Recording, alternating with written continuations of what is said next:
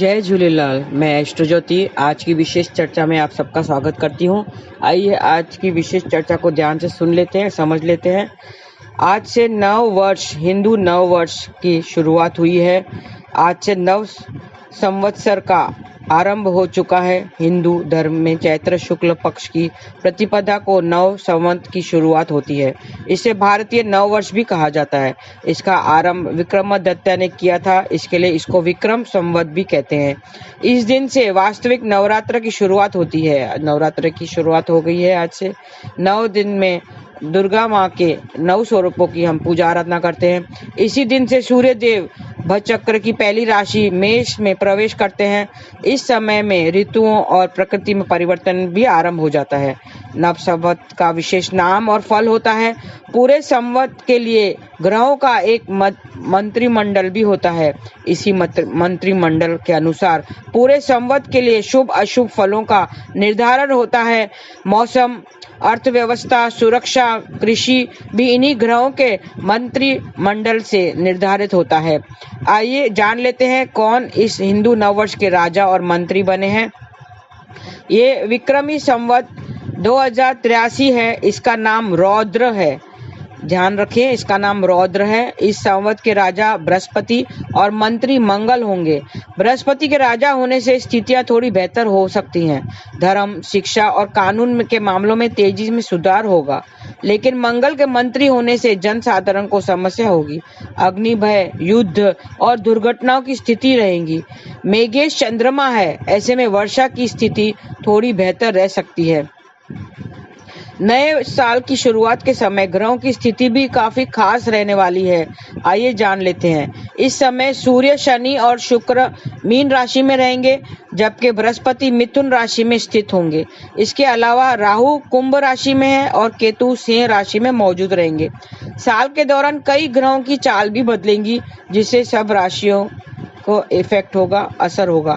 2 जून 2026 को बृहस्पति मिथुन से निकलकर कर्क राशि में प्रवेश करेंगे और 31 अक्टूबर को आगे बढ़कर सिंह राशि में चले जाएंगे। आपको याद करा दूं कि जो गुरु है वो वक्त अतिचारी चल रहा है, मतलब जो 13 महीने में अपनी राशि या भाव बदली करता है वो 3-3, 4-4 महीने में ही बदली कर रहा है।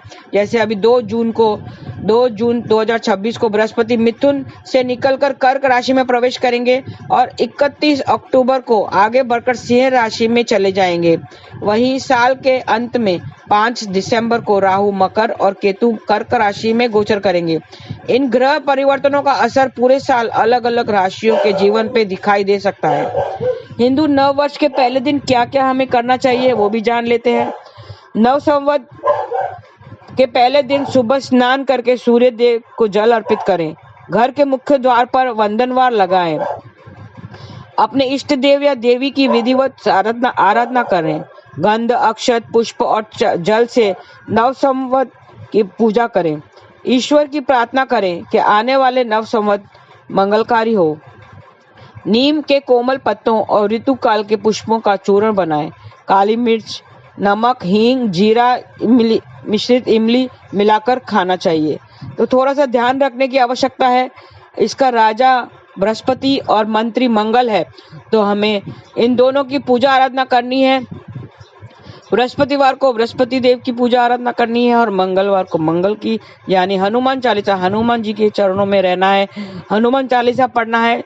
7 बार हनुमान चालीसा पढ़ने से लाभकारी होता है।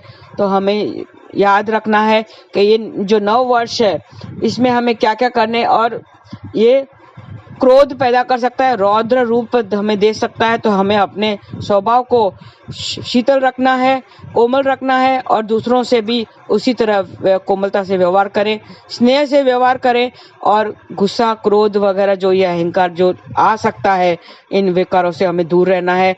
और आइए हम नव वर्ष की शुभकामनाएं सबको देके और सबको खुशी फैलाएं और इस नव संवत्सर से हम नए वर्ष की जो शुभारंभ कर रहे हैं वो अच्छे से शुभारंभ करें, सबको खुशी दें, खुशी प्रदान करें और खुश रहें। तो बस इस चर्चा का बस इतना ही। अब आगे हम फिर आगे चर्चा करेंगे। आज के लिए बस इतना ही। धन्यवाद। आपका दिन शुभ रहे। हरे कृष्ण।